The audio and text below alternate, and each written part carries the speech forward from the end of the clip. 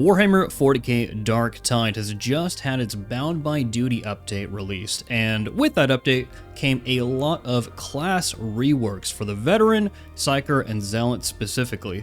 Now, basically every single class in the game is playable all the way up through Havoc 40 in a pretty balanced way. Everyone's doing a good level of damage, everyone kind of has a role, but there are new classes on the horizon for Darktide that will be releasing eventually. And today, I've brought on a very special guest to talk about what those classes could be. Could you introduce yourself? It's Joe. I play games. Yes. It's Joe. It's JoPlaysGames, the lore girl. So I brought JoPlaysGames on in order to talk about what classes would make sense from a story perspective. And what actually just released that is tangential to all this is the Wrath and Glory Darktide Extraction supplement. And the reason why this is important, guys, is because there's actually an importer where you can take your Darktide character and import it into Foundry Virtual Tabletop. And what this does is it basically takes every single one of your talents, your character's like choices when you were building your character, and all that stuff to assign you an archetype. And this is really important because inside of the actual Wrath and Glory Darktide Extraction supplement, it specifies that the adventure is designed for a team of 4 Tier 2 agents serving as operatives for the mysterious Inquisitor Grendel aboard the void ship Morningstar. This gives us a very clear picture of what the new classes could potentially be, because we have a list of all of the Tier 2 archetypes in Wrath and Glory. Joe, would you like to comment on this list at all? Yes. So this list is just ripe for the picking for different things. First of all, we can pretty much point out our player characters on this list for the most part. But the ones that jumped out to me, like there's Death Cult Assassin, which I thought was really funny because I know people are always asking for that one. Sister of Battle, another fan favorite. Let's see where to go. Oh, Eldar Ranger, which I thought was really interesting because they just started introducing all those Eldar heavy elements into the story in the Mortis Trial Memories. And then there's also, of course, AdMech, which everyone has been asking for a while. Yeah, there's a lot of potential stuff that can be added in. I think what's fascinating is obviously we can import our own characters to it. So you already have in these Tier 2 archetypes Ogryn, Veteran Guardsman, various types of Psykers, the Arbiters, of course, and various types of Ecclesiarch units, Imperial Cultists, or like you said, Joe, the Death Cultists. And they did recently just come out with a Death Cult skin in the microtransaction store, the Commodore's Vestures. So that lines up with that. And as you were saying, we could basically just use this entire thing as a guideline to predict what other classes are coming to Darktide. So let's go with our number one, Joe. Can you share our number one prediction? Yes. So number one, and I think that this one is a really solid one because this has been, I think probably the thing I've seen asked for the most is probably Lex Mechanic, because it would be essentially one of the lowest ranking members of Tech Priests from the AdMech. And this doesn't have to be introduced directly as Adeptus Mechanicus. One of the things that Wrath and Glory likes to hammer out and discuss is that on Tertium, there's actually a Mechanicum cult. And so this could basically just be a cultist. It doesn't have to be a unit or class directly from Mars, like the Adeptus Mechanicus proper, but this can be something like a Tech Adept, some sort of Fanatic, Electro Priest, but it probably isn't going to be something like a Scutarius, like many people in the community want. It could have elements from a Scutarius. There's no stopping like a Tech Adept cultist on Tertium from simply acquiring the augmetics or bionics that make a Scutarius, but it's likely not going to be a Scutarius specifically. what it's going to be is something that can easily be imported into virtual Foundry tabletop or whatever, and but will also make sense within the confines of Darktide. So probably story-wise, something from this Mechanicum-based cult. What kind of elements do you think we would see in a class like this, Joe? Where would it fit within Darktide right now? I was just thinking to myself, there's actually a few different story elements that have been kind of going on here. And then the Wrath and Glory Darktide Extraction module, the PDF for it has been available for a while because the book was on pre-order and everything. So I've actually spent a little bit of time off and on since this has become available, like picking through it and just kind of being like, what the hell is going on in here? Whenever I saw that Fat Shark put on the news section about like this whole thing where you can actually take your character from Darktide and import it into the virtual tabletop, essentially edition or whatever, like the Foundry thing, you could actually play your Darktide character. I was like, I smell a collab, just because like they did something similar where they put out just like a little news blurb about coordinating cosmetics in Rogue Trader and Darktide, their crossover there. And so I was like, ooh, is this another like collab thing going on here?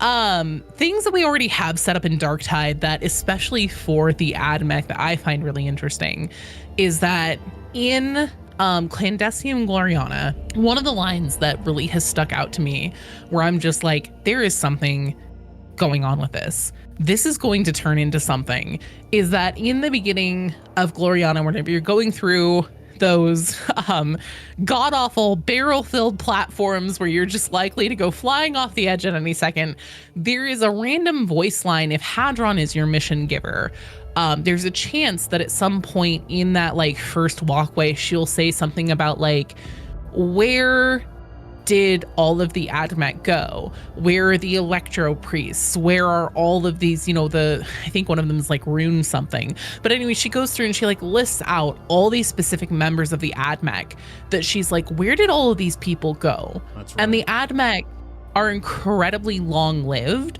Like Hadron herself is like 400 years old or something like that. So essentially, if Hadron is telling us there are all these tech priests that should have been here, and I would expect that they would still be here because I would think that they're alive, where did they all go?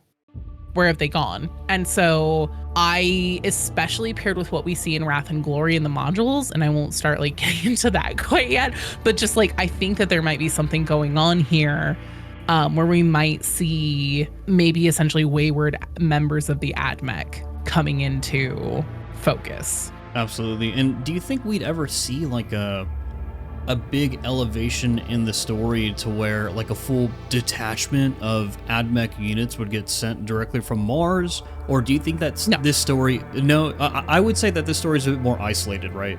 Like we are basically going to be using and dealing with units that you would expect in the Hive City specifically, just like the Arbites. Like the Arbites squadrons or units are all present on Tertium already, and they're the ones that we find as playable characters. Anything that we should expect to see in Darktide, we should expect it to be local at the very bare minimum to the Mobian domain.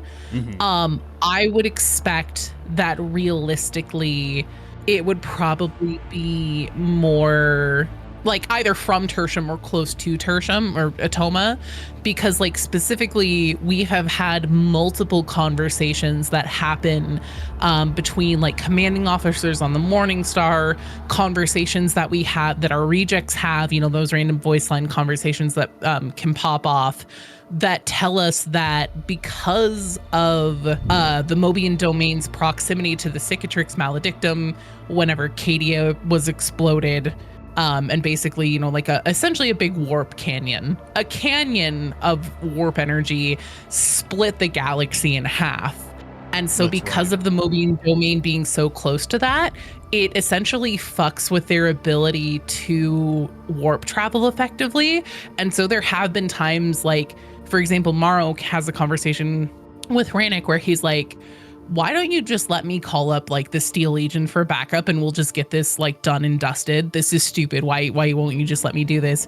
And Rannick is like, well, you know that warp travel into the domain is like complicated is the diplomatic way he puts it. But basically, we've been told multiple times, like, write this off, take it off the table. We're probably not getting any backup or help from outside the domain.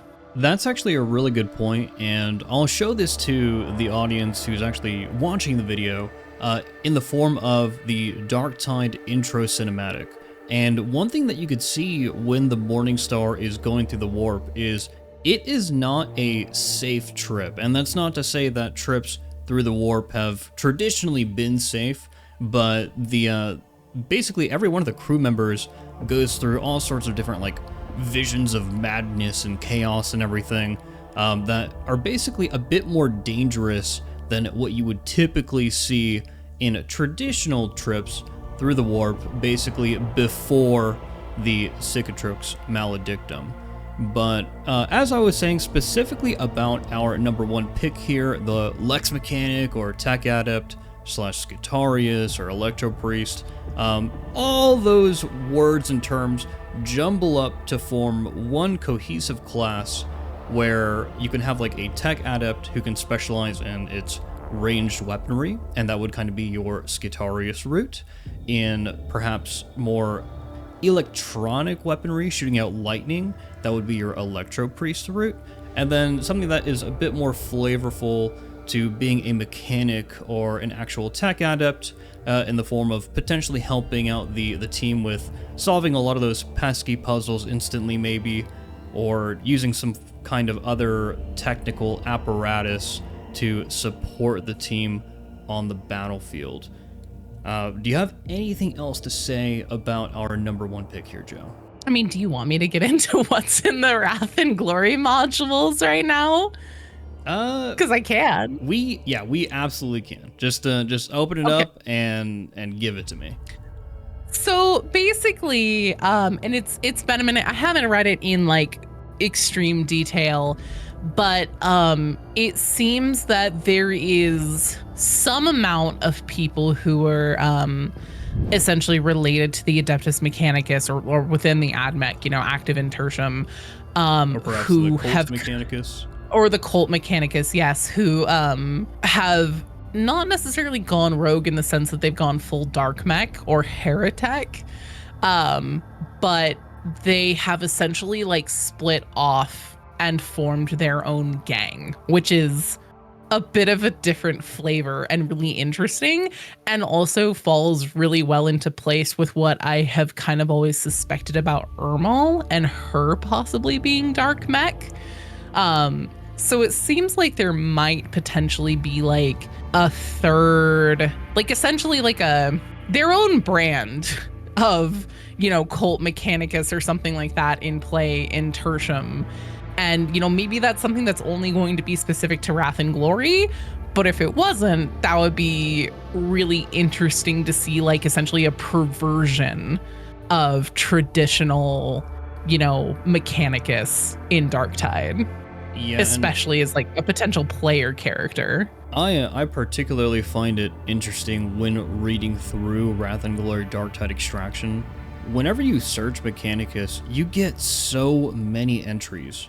It is a very common phrase in this module, and it would be surprising to not see any sort of reference to like the Mechanicus cult, Clan Mechanicus, which is like a clan of gangers, basically like hive gangers, who are more Mechanicus leaning, or something ever put into Darktide. Yeah, no, I totally agree. But let's get into some of our other picks here. That was our number one, and number two, really based on, I would say, like the popularity scales, Joe. Like if this was a popularity contest, this would probably be number two, would be a Sister of Battle. And a Sister of Battle can be implemented in a variety of different ways. Specifically when it comes to their tier in Wrath and Glory, they are another tier 2 unit. so another tier 2 archetype that would make sense if we were going with this theory. And you also have other archetypes such as the Repentia, and for tier 1, you have the Hospitaller. The Hospitaller basically being a healer type Sister of Battle. Yeah. So this... Yeah, this just is kind of representative of itself. I feel like a lot of people would just want to see a Sister of Battle put into the game. I just don't know how it would be put into the game based off of the stipulations that we just discussed. I honestly don't. I couldn't tell you. I feel like the amount of people that I say they want to see some kind of like AdMech or Mechanicus character, and the amount of people that I see say that they want a Sister of Battle is just about neck and neck with each other. I think those are like the two just like wildly popular choices. Sister of Battle, originally before our BDs was released, I was always like, but what functional purpose would they serve, right? Because like we already have Zealot. I feel like the answer, it's like, Mom, can we have a Sister of Battle? And it's like, no, we have Zealots at home kind of thing. Like, no, we don't need a Sister of Battle. But functionally, they have things that could be done that would make them really unique. Like, for example, miracles or something like that, where essentially like they have like, you know, different borderline magical things that could happen, you know, for like combat or support things. Oh yeah, you see this happen in pretty much every single Sister of Battle book. Is like there's always some kind of like miracle, or you know, if you guys have ever played Dark Souls or Elden Ring, you know, this is basically what a faith build is. Like faith in the Emperor creates physical manifestations that help the Sisters of Battle all the time. Yeah. And then also like, I feel like our BDs kind of showed us that they are willing to put things into the game that have enough going on to make their class unique, but still some of what they do, I don't want to say it steps on the toes of other classes, but it definitely like fills a similar role, but then with its own twist. Because like, especially with our BDs, I feel like you can build that almost into something that's really similar to Ogren. And you know, performing their role, which I actually super appreciate because I am terrible with Ogren. That's right. Or, you know, they do a little, you know, they have things that are pretty similar to that, but then like with the dog, and then the way that it's built with like, you know, the shock mines and everything, like the different ways that you can build them makes them unique enough. And so since our BDs has released, it's kind of changed how I've thought about a Sister of Battle character. And it's like, okay, well, actually, if we see that they're willing to do these things where it's like, you know, functionally almost similar roles, but then like, you know, with their own unique twist or flavor that really makes them stand apart, I think that I could see a lot stronger of a case for a Sister of Battle now. Yeah, and I think that where these ladies would come from would probably be from the Templum of Saint Messalina on Holy Crucis, which is actually in the Mobian domain. And this is actually where Sister Hestia Prine is from. Now, although Sister Hestia Prine is not actually part of the Ecclesiarch, I believe she's from the Adeptus Ministorum specifically, the Holy Crucis world in the Mobian domain is basically the Mobian domain's kind of go-to shrine world, right? And shrine worlds are where things like having more ecclesiarchs and just a bigger ecclesiarchy presence in general are typically located at when it comes to Imperium worlds. So if we got a Sister of Battle type class, it would probably be in the form of a unit being sent basically from this neighboring planet. That would be what my guess would be. I agree. And then also there was a short story that Fat Shark published on their site that essentially like introduced Sister Prine in more detail. And in that story, we learn it took 16 weeks of travel from where she was to arrive to the Morning Star. And then she's also novitiate, and it also is really interesting because on the Morning Star, sometimes she'll have conversations with Melk where she's like, I really wish that I could go out and fight too. And people have always raised an eyebrow at that, at being like, oh, do you? do you, Hestia? Like, Yeah. what is that? You know, are we eventually going to see an involvement? Yeah, she probably can, because as you kind of like, you know, guessed there or told the audience here, she's a novitiate. Like, she is just straight up like a novitiate. She's probably been trained in combat arts. She's probably a trained hospitaller. Like, the Sisters of Battle don't just train in combat, they train in several things. And so she's effectively on the path, and you could potentially see more, you know, warrior nuns getting added in the future. It's completely on the table, especially within the confines here of being able to port a character to Wrath and Glory and to play it in Wrath and Glory on virtual Foundry Virtual Tabletop. Now, yeah. the last class that I have here, Joe, and this one I feel like would be kind of hard to implement from a gameplay perspective, because for an AdMech type class, it's very clear what kind of roles you would be able to play. You know, you got the Electro Priest role, you've got the Lex Mechanic type role, you've got the Scutarius role, so you basically got kind of like space magic, space guns, and space tech in one class. With a Sister of Battle, you can do more support type functions. You can do a character that takes the chainsword and basically makes the chainsword into the Arbity Shockmaul version 2, you know, or bolters. You know, bolters are going to be meta again because of a Sister of Battle or a novitiate class. But with a ganger, gang leader, whatever, how would a ganger even work? Do gangers typically help the Imperium in any way? No, I don't. I think that they're pretty at best agnostic of wanting to be on any kind of friendly terms. So although in Darktide we do already see it in action, because Zola, the person who I personally think of as the main character of Darktide, Explicator Zola, because I feel like she's the one that we see first on the Tankard Bastion. She seems to be Wolfer's sister, possibly twin sister. A lot of Darktide's story kind of revolves around her and her coming into this very different role. And like, I personally, I think that this is a story a lot. I think it's a story about a lot of different things, but a big chunk of it is essentially like Zola's ascension to, a rising star in the Inquisition. But right. Zola is a former gang member. Zola worked for the Water Cartel. She was the Ragged King's, she was one of his go-to operatives. So Zola is a former gang member who was put in a desperate situation where, whenever Rannick first approached her in her memories, she was basically like, get fucked. Like, I want nothing to do with you. If I ever see you in your stupid little rat face again and your Gary Oldman Fifth Element haircut, I'll kill you. And then she was put in a position where essentially like her only options were escape from Atoma somehow or death. She took the Inquisition. And that's how she came to be in Grendel's service and everything. So we do already have, a former Hive gang member who will work within the organization and do extremely well. Yeah. So Darktide has kind of already set up like, maybe that could be a thing.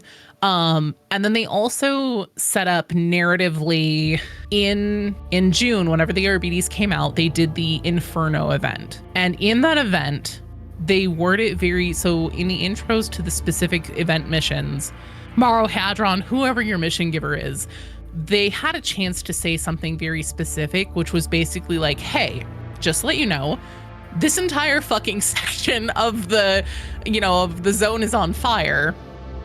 We don't know if it was the heretics that did this or if it's like the locals. We don't really give a fuck. Get down there and handle it. But they did sow that seed of like, there are still people living down here and they may be now acting in acts of civil unrest. So yeah, and I think that it's important to point out that in the Wrath and Glory Darktide Extraction supplement, most of the time that gangers are mentioned, they're mentioned as like, a random encounter or a combat encounter. Gangers are typically not really like the good guys by any means. You can work, barter, or bargain with them, persuade them to do things with you or for you. But for the most part, they are an obstacle. If Darktide were, like, I guess, a tabletop RPG, then this would be just another group of scabs, maulers, whatever enemy type, insert enemy type here, that you would just run into and you would kind of be forced to deal with. So something that the dungeon master would throw at you. Now that I think about it, I feel like the AI director is basically just our dungeon master inside of Darktide itself, but it really is. And I mean, like, that being said, I completely agree. I don't really see what, I mean, I guess as a player character, full disclosure, I haven't actually played Wrath and Glory yet. And I don't have the core rule book, so I don't know, like, essentially what's laid out that would be in, like, a Hive gang member's arsenal. So there probably are things that could make them really unique, sure, yeah. Especially since they would be Tertium natives. Maybe they have, like, ways of opening up different paths or something like that through a level. That could be really cool. And something that I could potentially see, since the level designers are kind of like, I don't know if anybody else has noticed this, but, like, often whenever there are patches, there are often just, like, little tweaks to areas, sometimes major ones that we're all like, oh, holy shit, they, like, super changes, like that bathroom in Consignment Yard. But there are often just, like, little tweaks made to levels throughout. So I could see, if we do get a ganger class, there being something like that where it's like, ways to make them unique, but without knowing off the cuff exactly what they have in their loadouts and everything in the Wrath and Glory core rulebook. Just off the top of my head, I don't really know what I would expect from a class like that to, like, make them really stand apart. I've played a bit of Necromunda Hired Gun, and there are a couple of things that they could implement from that game that would make the class unique. Like, for example, just the entire wall running mechanic. The game basically plays like Doom, Joe, like kind of like a beat 'em up, shoot 'em up type game, boomer shooter, yeah. With upgrades that you can unlock throughout the game. And you have mechanics such as wall running, which is possible because of your bionic arms, bionic legs. You have a lot of bionic augments that you upgrade for your character throughout the game. And as we know in Darktide, or as we've seen recently, Zola is not above getting her own hands dirty. And in the most recent update, Bound by Duty or whatever, they actually released more voice lines from Marrow's perspective that show Zola going planetside. And that's kind of what I mean by, she's not afraid to get her hands dirty. If she's going planetside with operatives, I presume that she's also down there, killing Mobian 6th, or killing cultists, or handling other gangers. So she herself is not beyond getting her hands dirty. It's just that whenever I think of the ganger's role in Darktide's party, it seems to overlap with a lot of the other characters.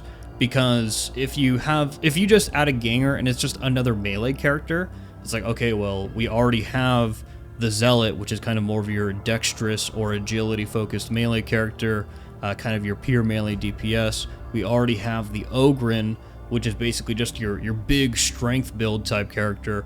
And then we already have the Arbites, which is more of like your tank, or maybe your weapon specialist, your conventional fighter type character. Where would a ganger fit into all that? And I guess you can say, oh, well, it would be another, like, ranged DPS class like the veteran. Okay, but is it really super thematic in that way? What are you going to add to it that sets it apart from the veteran? Would it really be something that the masses are looking for? And I don't know. Yeah, I don't know. It just... I know I have seen a lot of people say, like, I would love to see a Hive gang class. So I think that there would be a place for it, especially since the player characters specifically in Darktide are, I mean, Victor Magnuson said it himself in the Shack News interview that was done over the summer 2025 with them, where he was like, in Darktide, you play as a human. Like, you are an incredibly capable human. Very, very tough human, but just like, you are a human. And I know that a Hive gang, I could see it fitting thematically in Darktide really well because like a lot of admonition. So the reason why they're called dregs, the cult dregs, is because they are literally the dregs of society.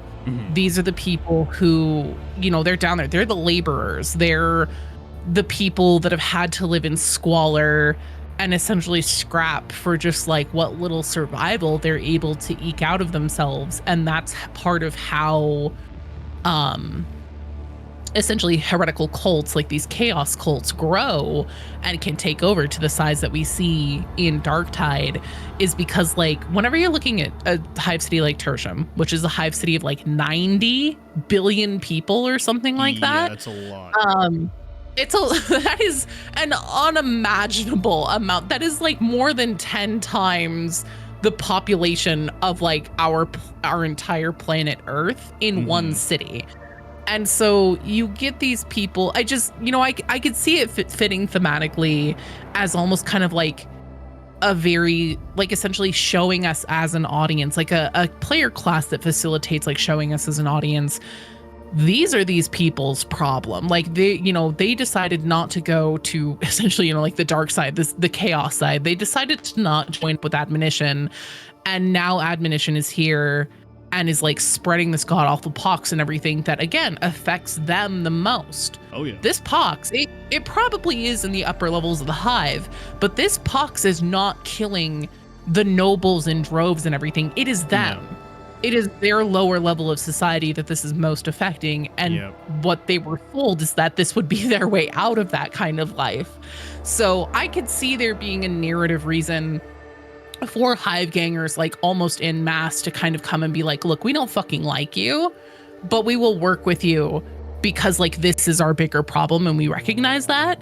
And then also having that be a way to facilitate like essentially in a very like grounded character based way, like this is what life was like in Tertium and this is why this happened. Yeah, and so we can really dive into like Necromunda as well. And Necromunda gives us a couple of revelations because there are a couple of different types of gangs that aren't your conventional, you know, Cyberpunk 2077 type gang or Mad Max type gang, which is what a lot of people think of whenever they think about gangers. For example, the Mechanicus cult is one of these types of gangs. There's another gang where they're effectively just like hyper-religious zealots for the Emperor. All these types of gangs exist within the Hive City ecosystem, so there's gonna be some kind of resistance from gangers in one form or another to the dregs and to the Cult of Admonition for sure. I mean, we already know that apparently portions of the Water Cartel that whether it was like in tandem with like essentially the Ragged King working with admonition or if it was before that, but essentially like portions of the Water Cartel did split off and started kind of like their own warring factions. And I mean, there are voice lines from like Morrow, and I think a couple others will be like, oh, it looks like, you know, the heretics and what's left of the Water Cartel are at it again with like killing each other. So like the Water Cartel is a very present example of just like, yeah, they not all of them would just like fall in line with essentially a chaos cult. Absolutely. So yeah. And I think that kind of covers Ganger pretty well. Those are our top 3 guys. There are a couple of honorable mentions. It's just that it seems like it would be really difficult to implement some of these. My number 1 honorable mention would be Ratling, just because I like the idea of playing a Ratling in Darktide. I like the idea of a sniper-like class with a last sniper, maybe being able to shoot through, you know, almost unlimited amount of Poxwalkers to be able to just dome a Crusher or something. But for the most part, other than a new Kill Team box set and a Wrath and Glory tie-in, I don't know if Ratling would work in the grand scheme of being added to Darktide. Joe, do you think that there are any other classes like just kind of from out of left field that they would add to the game? Or are these top 3 basically it? I don't think this is necessarily out of left field anymore. So in the core Wrath and Glory tier 2 characters, Eldar Ranger is one of those. And we do know that the Eldari are now kind of circling around the Morning Star, like to the point where literally everybody was like saying their final prayers to the Emperor because they expected to get blown up at like literally any second. Yeah. And then nothing has happened, and so they're like, okay, clearly they don't want to fight. What the fuck do they want? That's right. So I think that Eldar is very much on the table, and they also aren't they like the last codex that's coming out for 10th edition? I think they have like a really major release, or just had a major release for like the tabletop models and stuff like that. If they do, that would be big. Yeah, because I feel like Games Workshop probably makes a lot of these auxiliary game developers effectively coordinate different releases in accordance with what they're releasing as well. So that would line up for sure. Just something completely out of left field, something where it's like, hey, this makes sense narratively because we've already set it up, but we know none of you were expecting it. Like, here you go. Here's your Eldar class. Well, and also, I mean, like, you know, Carillion was an elf, a playable elf in Vermintide. I mean, having a Xenos race, especially whenever you're talking about working within the Order Hereticus, that's basically has their base of operations on a rogue trader ship. Having a Xenos race and it being, I mean, most likely anything out of that, I suppose Tau could be technically, but their domain is like on the far other end of space. I think Eldar is probably your most likely candidate for that, and they definitely seem to be setting that up narratively. So who knows? But I would not be surprised if someday in the future we see Eldar.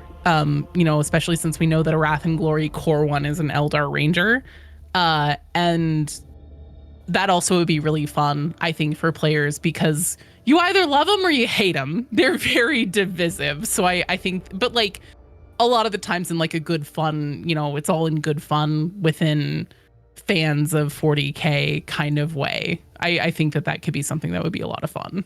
Yeah, and I think other players will look at the Wrath and Glory rule set, especially after watching this video. I know you guys, you're all going to be salutes. And you'll see other tier 2 archetypes such as the Orc Commando on there. You'll see a couple of Kroot and Tau units on there. But for the most part, those just don't make sense to add to Darktide. They've never been mentioned. There are no orcs that we know of in the Mobian domain. There are no Tau. We're nowhere near the Tau Empire.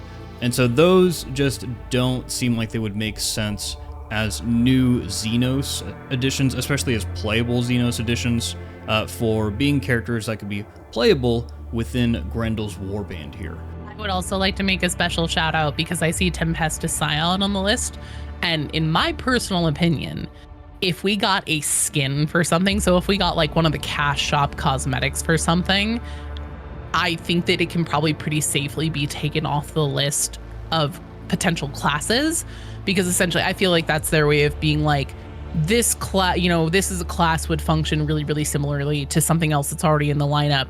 But here you go, you can cosplay as one, basically. Like if you want to be a Tempestus Scion, throw this set on, bada bing, bada boom, there you go.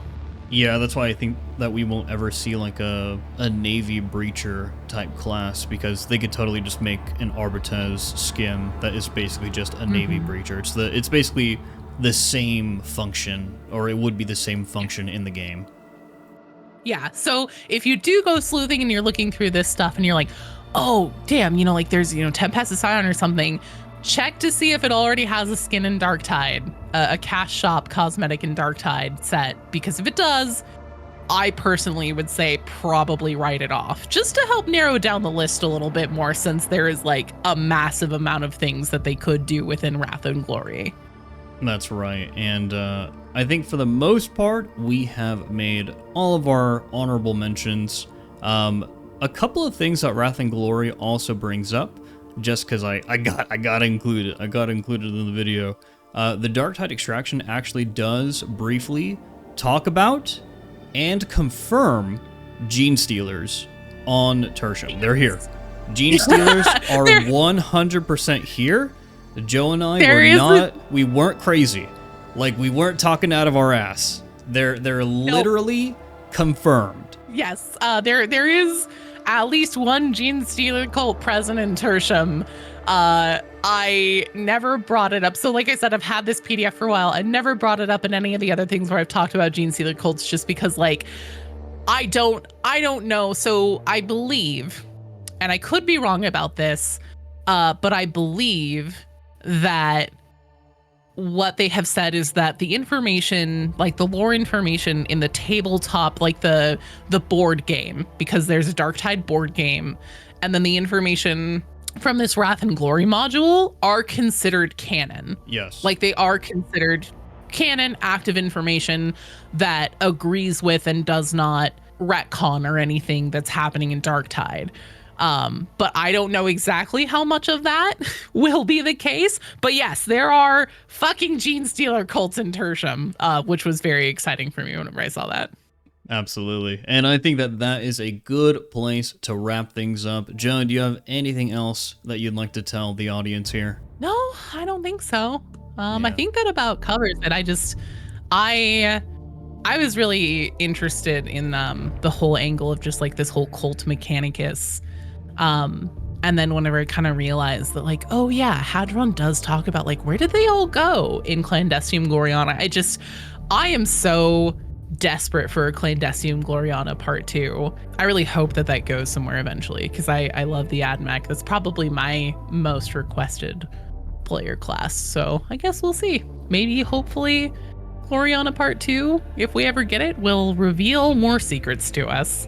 Yeah, that would be extremely cool, and I think that everybody is waiting to see how basically well, everyone's asked the question, like, what's beneath the ice? Now that Clandestium Gloriana is functioning, and Mobian steel is being produced once again, and the ice is melting, what lies beneath the ice? I can't wait to get that question answered. Yeah, and the really interesting thing is that we actually aren't making the true Mobian steel there. We're retrofitting the smelter complex in Metal Fab 36. So, like, what's going on over there? Why are we not using the facility that was built to do this job? Like, what's happening? I really want to know. Yeah, I can't wait for them to get into it. Of course, Darktide story is still very young, as you pointed out in your most recent video, which I will throw up onto the screen and throw a link to the description to down below. But guys, this is going to cover everything. You guys have a great night. The Emperor protects.